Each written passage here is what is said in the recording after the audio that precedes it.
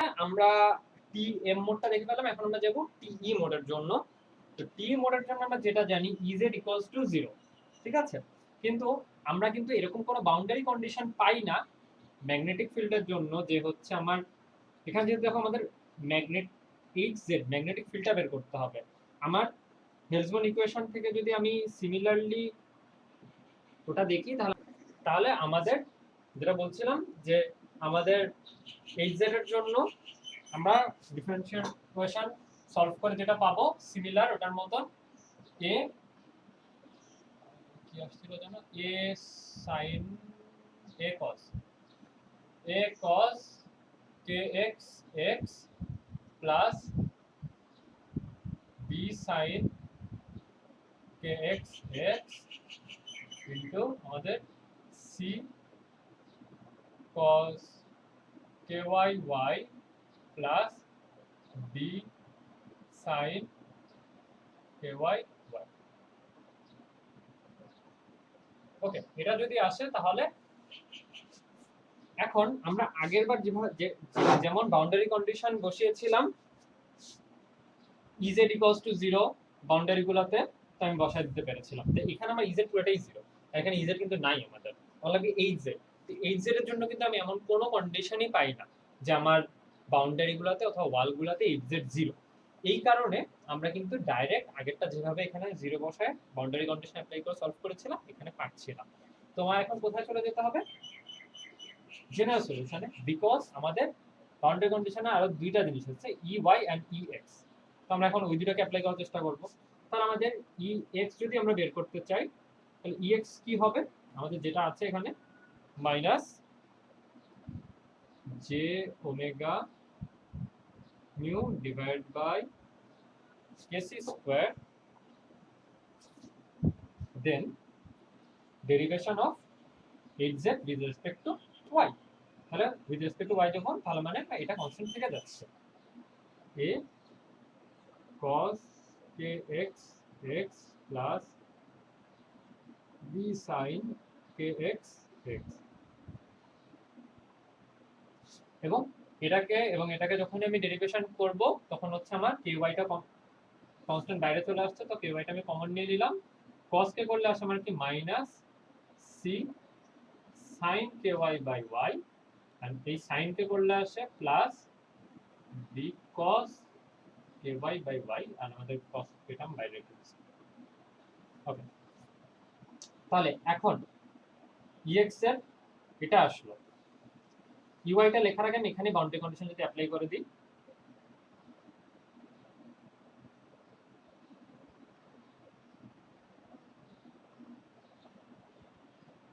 কোনটা condition apply করব খুব ইজিলি বুঝতে, যেখানে আমাদের ex 0 আছে, তাহলে আমাদের y 0 তে ex 0, তাহলে x 0 হবে যখন আমার y 0। তাহলে আমি এইটুকু আমার ডু থেকে যাচ্ছে 0 আগের মতন ডু, জাস্ট এখানে y পার্ট যখন 0 সাইন পার্ট টু 0 বাদ 0 প্লাস cos এর পার্ট টু থেকে যাচ্ছে b cos 0 দেন আমি এখান থেকে যেটা পাচ্ছি, এখান থেকে আমি মেইনলি যেটা পেয়ে গেলাম সেটা হচ্ছে আমাদের d 0। ওকে, এখন আমরা যদি EY এর জন্য অ্যাপ্লাই করি, EY টা আমরা দেখি এটা কিন্তু ডিফারেনশিয়েট করছি উইথ রেসপেক্ট টু x, তাহলে আমাদের j omega mu by kc square, এখানে আমাদের c cos ky y plus b sin ky y থেকে যাচ্ছে। এটাকে যদি আমি ডেরিভেট করব ky আমার থেকে, সরি ky থাকছে না, এখান থেকে আমার kx, এবং এটা সাথে থাকছে cos কে ডেরিভেশন হচ্ছে minus k sin kx x plus b cos kx x।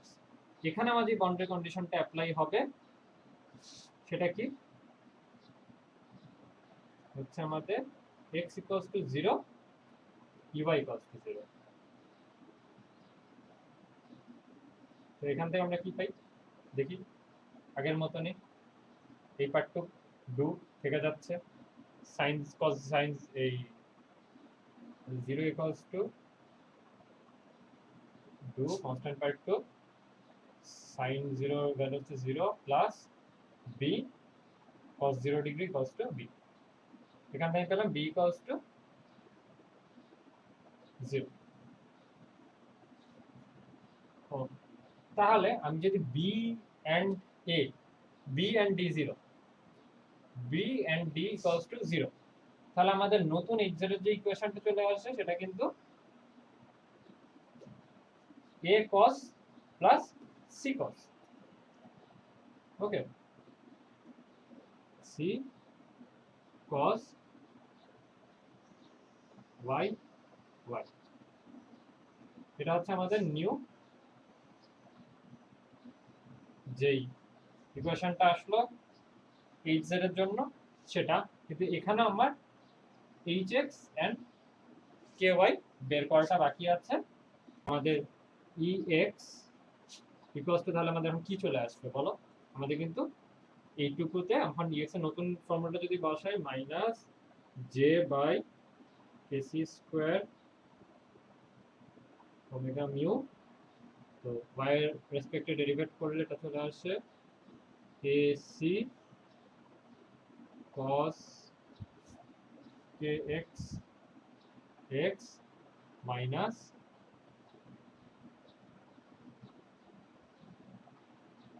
ky sin ky y। Okay, তো এখানে আমি বাউন্ডারি কন্ডিশনটা যদি x এর জন্য যেটা 0 y ইকুয়াল টু b এটা অ্যাপ্লাই করি, দেন কি আসছে আমার 0 ইকুয়ালস টু এই যে কনস্ট্যান্ট পার্টটুকু সাথে sin y ইকুয়ালস টু, আমি তো b বসাচ্ছি, y ইকুয়ালস টু b তে আমাদের x ইকুয়াল টু 0 এটা অ্যাপ্লাই করছি। হ্যাঁ, তো এটা ইকুয়াল টু 0, sin হচ্ছে আমাদের ky b, দেন এখান থেকে আমি পাচ্ছি আমাদের ky b is equals to n pi। Okay, বা ky ইকুয়ালস টু আমার তাহলে n pi by b। Similarly আমাদের আসবে kx equals to n pi by a, একদম পুরো আগের মতন। তাহলে আমরা যদি ভ্যালুগুলা kx এন্ড ky ভ্যালুগুলা বসায় দিই এন্ড a এবং c কে b এবং d এর মতন একসাথে করে লিখি, ac হয়ে যাবে cos kx হচ্ছে আমাদের m pi by ax n pi by dy, আর আমরা ac কে কি লিখে ফেলবো, আমরা a m n লিখবো। ওকে, হচ্ছে আমাদের ac, এটা becomes a m n। তো তো আমরা কি পেলাম, আমরা তো এখানে আগে জেনারেল সলিউশনে বসাই বের করছি ex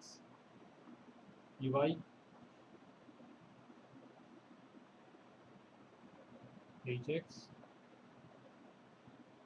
hy, আমরা ট্রান্সভার্স কম্পোনেন্টগুলো ডেরিভেশন এখন জাস্ট এটাকে ডিফারেনশিয়েট করে চলে আসবে minus J by AC square omega mu, আমাদের এ এম এন দেয়া থেকে যাচ্ছে যেহেতু y রেসপেক্টে হচ্ছে আমাদের cos m pi by a x, এটাও থেকে যাচ্ছে এখানে n pi বাই b হচ্ছে আমাদের, এটা আমাদের n pi বাই b থাকছে, তার সাথে হচ্ছে cos হয়ে যাচ্ছে কি আমাদের sin n pi by b by, তো sin এর জন্য কি আসবে, একটা মাইনাস চলে আসবে এখানে তোমার এটা। তো এখান থেকে আমার কি হয়ে যাবে, মাইনাসটা আমি সামনে চলে আসলে মাইনাসটা চলে গেল, এই পার্টটুকু আমি সামনে নিয়ে আসবো, সামনে নিয়ে কোথায় লিখতে পারি, এখানে লিখে দিতে পারি যে আমার এখানে b হয়ে যাবে হচ্ছে n pi আর সামনে a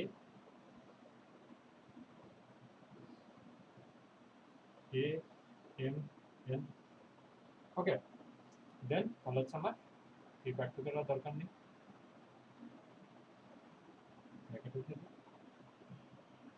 sign N pi by B Y. এই যদি একটা প্রুফ করে ফেলি তাহলে হচ্ছে বাকিগুলা সিমিলার। ওকে, তো বাকিগুলো আমি আর দেখালাম না, বাকিগুলো আমরা ডেরিভেশন করে নিতে পারবো। সিমিলারলি 10 বা 01 ওগুলো যখন বসায় দিব আমরা হচ্ছে জিনিসপাতি পেয়ে যাবো, যে মোডগুলো। তো মোডগুলো যখন দেখায় ফেললাম, তো আমাদের আরেকটা ছোট জিনিস দেখানো বাকি আছে, ফ্রিকোয়েন্সি। আমার এই রেক্ট্যাঙ্গেল ওয়েভটা হাই পাস ফ্রিকোয়েন্সি হিসেবে, হাই পাস ফিল্টার হিসেবে কাজ করে অ্যাকচুয়ালি। তাহলে আমার কি ফ্রিকোয়েন্সি বের করা দরকার, ফ্রিকোয়েন্সিটা কত অথবা কাট অফ ফ্রিকোয়েন্সিটা কত। তো কাট অফ ফ্রিকোয়েন্সি আমি কি জানি, frequency equals to twice pi omega C. Omega theta আমরা বের করব। ওমেগা সি আমরা কোথা থেকে বের করতে পারি, আমরা একটা ফর্মুলা জানি, যেটা হচ্ছে আমাদের কি কেসি স্কয়ার। কি ফর্মুলা শিখেছি, কেসি স্কয়ার ইকুয়াল টু কি cut off frequency square epsilon mu. এইটুকু যদি আমরা জেনে থাকি, এবং কেসি স্কয়ার সমান আমরা এখানে কি দেখলাম, অ্যাকচুয়ালি আমরা কেসি স্কয়ার সমান কি করেছিলাম, এক্স স্কয়ার আর কে ওয়াই স্কয়ার নিয়েছিলাম। এখন ফার্স্টে যদি আমরা ভিডিওটা ফার্স্টের দিকে যাই, তাহলে এখান থেকে আমরা কি লিখতে পারি, omega C mu epsilon. Mu and epsilon কি আমার ডাইইলেকট্রিক ম্যাটেরিয়ালের, ওকে, অথবা মাধ্যমে। ওকে, তাহলে এখান থেকে আমাদের ওমেগা সি কি আসে, 1/√ওভার মিউ এপসাইলন √ওভার K X square plus K Y square. এইটুকু যদি চলে আসে তাহলে আমাদের দেন আমরা যেটা লিখতে পারি, ভ্যালু বসায় যদি দেই 1/μ এপসাইলন √ওভার কে এক্স সমান আমাদের কি আসছিল, this one m/a square plus m/b square. এটা আমাদের ওমেগা সি। তাহলে আমাদের কাট অফ ফ্রিকোয়েন্সি কি আসবে, 1/2π√ওভার omega epsilon m/a square m/b square. Okay, তাহলে আমাদের যদি এটা চলে আসলো, এটা আমি আসলে ফ্রিকোয়েন্সিটা কেন বললাম, আমাদের আরেকটা দেখবা যে আজকে ডমিনেন্ট মোড কোনটা, which is dominant mode। তো ডমিনেন্ট শুনে আমরা সবসময় নরমাল সেন্সে ডমিনেন্ট আমাদের কি মনে হয়, মানে আমার কাছে যেটা কনফিউশন হয়, ডমিনেন্ট মানে কি যার শক্তি বেশি, যার পাওয়ার বেশি, তাকে আমরা ডমিনেন্ট বলি। কিন্তু মাইক্রোওয়েভের ক্ষেত্রে এটা আবার উল্টা। মাইক্রোওয়েভের ক্ষেত্রে যার কাট অফ ফ্রিকোয়েন্সি সবচেয়ে কম সেটা হচ্ছে আমাদের ডমিনেন্ট ফ্রিকোয়েন্সি, এন্ড যেই মোডটার কাট অফ ফ্রিকোয়েন্সি সবচেয়ে কম সেটা হচ্ছে আমাদের ডমিনেন্ট মোড। তো আমি বলেছিলাম আমাদের মোড, যেটা মোডের যে নাম্বারটা, যে আমাদের ধরি আমাদের TE10 অথবা TM11, এইখানে মোডের যে 1011টা অ্যাকচুয়ালি কি আমাদের m and n। তাহলে আমরা দেখি, আমি যদি এখানে m এবং n এর ভ্যালু বসাই দিই, আমাকে যদি একটা প্রবলেমে a equal to b equals to m equal to R n equals to দেওয়া থাকে, তাহলে কিন্তু আমি কাট অফ ফ্রিকোয়েন্সিটা ইজিলি বের করে নিতে পারবো। তো আমি নরমালি হচ্ছে লেন্থটা হচ্ছে বা ব্রিথটা হচ্ছে a এন্ড হাইটটা হচ্ছে b দেওয়া হয়। সো রেক্ট্যাঙ্গেলের জন্য আমরা সবসময় এটা ইউজুয়ালি আমরা এটা বড় ধরে নিই, ঠিক আছে। আর m এর জন্য যেটা tm এর জন্য হচ্ছে আমাদের অন্য কিছু নাই। tm এর জন্য 100111 কোনোটাই নাই, এটার জন্য শুধু আছে হচ্ছে আমাদের tm11। ওকে, আর টি এর জন্য TE00 নাই, কিন্তু TE1011 অন্য সবগুলো আছে। ওকে, তো অন্য সবগুলো যেহেতু আছে আমার টি এর জন্য, তো আমার এখন ডমিনেন্ট বের করতে হবে যে আমার ডমিনেন্ট কোনটা। টি 10 নাকি টি, তার মানে কি আমাদের ফ্রিকোয়েন্সি কাট অফ ফ্রিকোয়েন্সি 10 আর কাট অফ ফ্রিকোয়েন্সি 01, এই দুটা বের করতে হবে। তো যেটা ছোট সেটা হয়ে যাবে আমাদের ডমিনেন্ট কাট অফ ফ্রিকোয়েন্সি এবং মোডটা হবে সেটা ডমিনেন্ট মোড।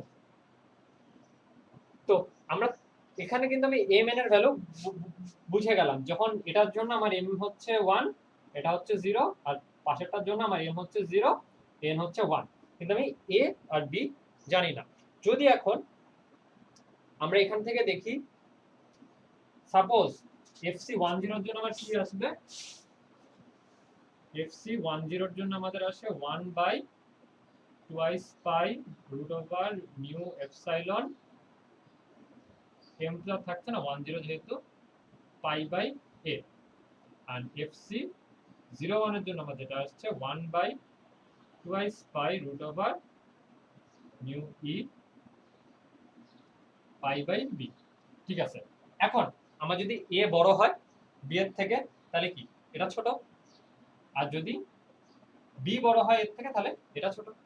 তো ইউজুয়ালি আমি যেটা বললাম যে একটা বড় ধরা হয়, সো আমার দিস ওয়ান ইজ স্মলার, এটা স্মলার হয় ডোমেন ফ্রিকোয়েন্সি, এবং টি ই 10 হচ্ছে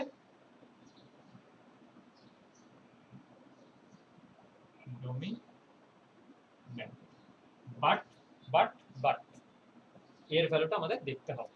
এর ভ্যালু যদি কোনো সময় এর ভ্যালুটা আমার ছোট দিয়ে দেয় তাহলে কিন্তু উল্টা হয়ে যাবে, 01টা ডমিনেন্ট হবে। থ্যাংক ইউ গাইস, আমাদের রেক্ট্যাঙ্গুলার ওয়েভগাইড মোটামুটি আমরা শেষ করে ফেললাম। আরো কিছু জিনিস আছে যেগুলো পাওয়ার ফ্লো, ট্রান্সমিটেড পাওয়ার, পাওয়ার লস। আমরা এখন যখন জিনিসটা সলভ করতে যাব, যে আমাদের ডেরিভেশনটা আমি যদি বসায় দিতে পারি তাহলে হচ্ছে আমাদের কিন্তু ভ্যালুগুলো ঝটপট চলে আসবে।